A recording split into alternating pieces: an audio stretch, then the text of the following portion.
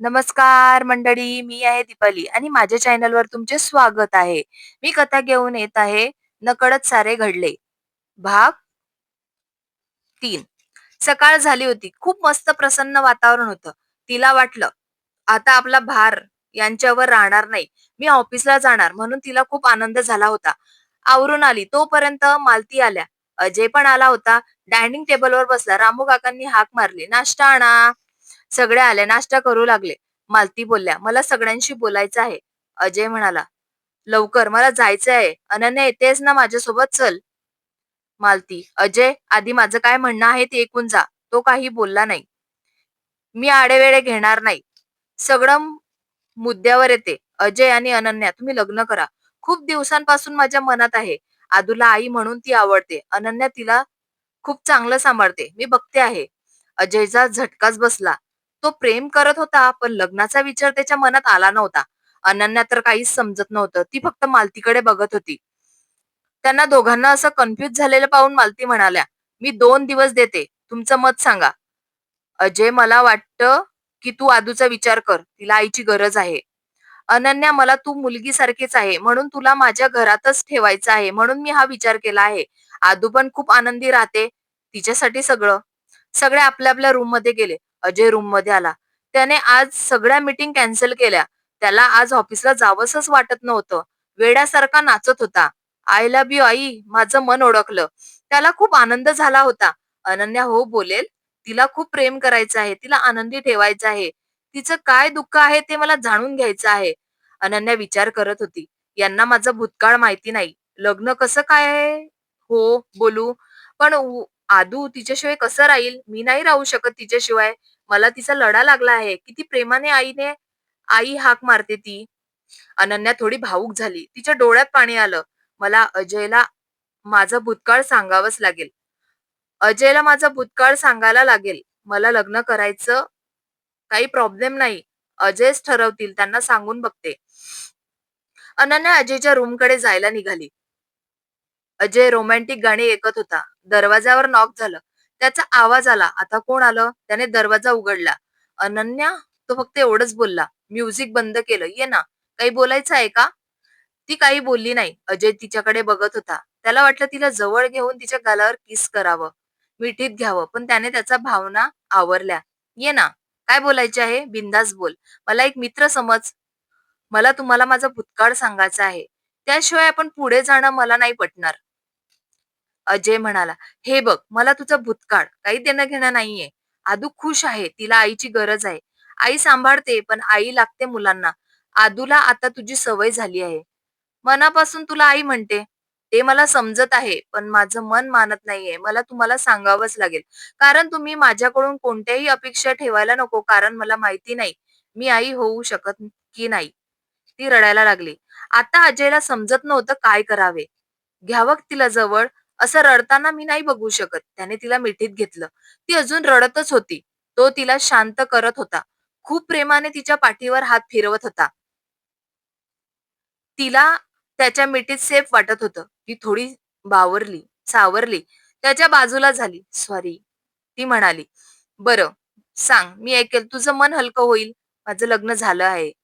हे ऐकताच तर अजय हादरला. "मला सोडून जाईल का?" भूतकाळ. आई-बाबांनी मस्त स्थळ आणलं. नंतर लग्न लावून दिलं. हेमंत, माझा नवरा, खूप मस्त होता. आमचं अरेंज मॅरेज झालं होतं. टिपिकल कांदे पोहे बघण्याचा कार्यक्रम झाला. त्यांना मी आवडले. लगेच त्यांना होकार आला. सगळं चांगलं होतं. मग बाबांनी पण होकार दिला. 2 महिन्यात लग्न झालं.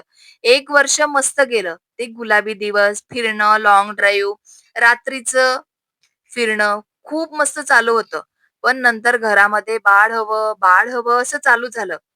हेमंत म्हणायचे, "हो बघू." मला पण वाटायला लागलं होतं की बाळ असावं. त्यात 2 वर्ष गेली. नंतर डॉक्टरकडे गेलो. तर काही फरक पडत नव्हता. खूप खर्च होत होता. मानसिक त्रास, शारीरिक त्रास, औषध, सोनोग्राफी, खूप कंटाळा आला होता त्याचा. त्यात खूप खर्चही होत होता. हेमंतची आई खूप बोलत होती. टोमणे मारत होती. पण मी ऐकून घेत होती. काहीही हेमंतला सांगत नव्हते. एकटी रूम मध्ये जाऊन रडत बसत होते. मायरी काय करू जाऊन? उगाच आई-बाबांना त्रास द्यायचा नव्हता. माझं मीच सगळं सहन करत होते. नंतर मला आई-बाबांवरूनही बोलत होते. अशी पोर होती म्हणून आमच्या घरात मारली.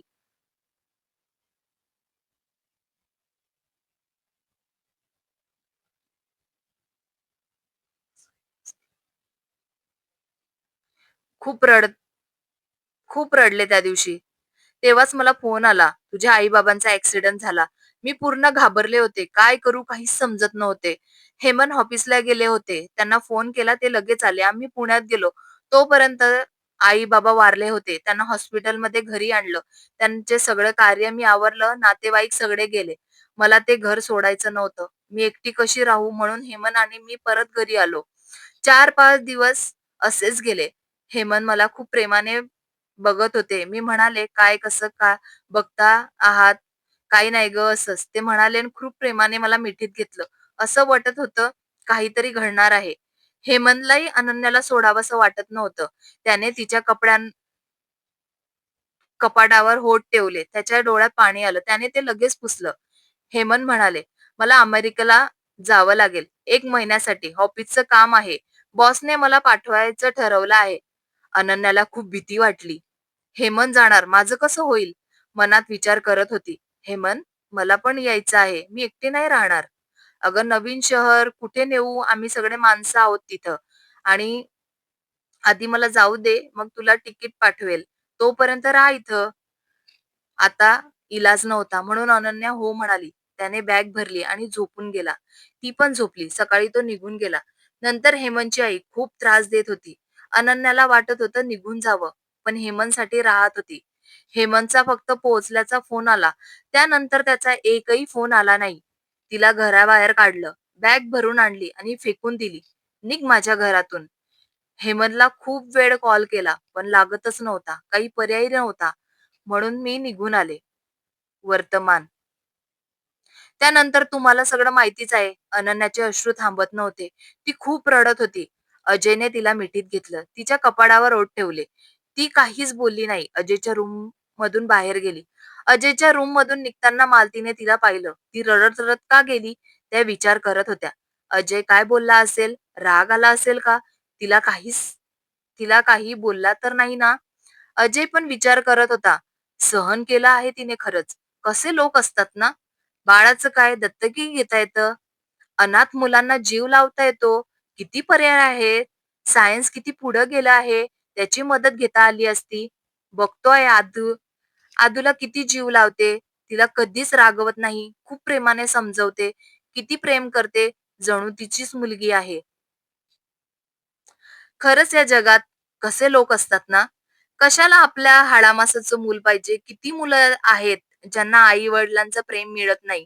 त्यांना का नाही प्रेम द्यायचं? कशाला एक स्त्रीला दुसऱ्या स्त्रीकडून त्रास द्यायचा? तुमचं काय मत आहे? यावर मला नक्कीच सांगा. कथा आवडत असेल